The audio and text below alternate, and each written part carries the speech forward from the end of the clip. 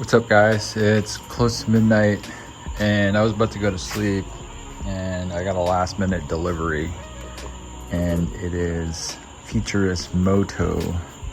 I bought some turn signals, so we're gonna remove these mirrors. Honestly, I don't mind them. They're pretty useful and I like how bright they are when you use the turn signals. So about to take those off and install these. So stay tuned. Oh yeah, welcome to the channel if you're new. Yeah, I post a lot of moto content, especially S1000 stuff. I've got a Ducati Panigale over there, just chilling. Haven't ridden that in a while, but yeah, I've been doing a lot of mods to this bike, so cool.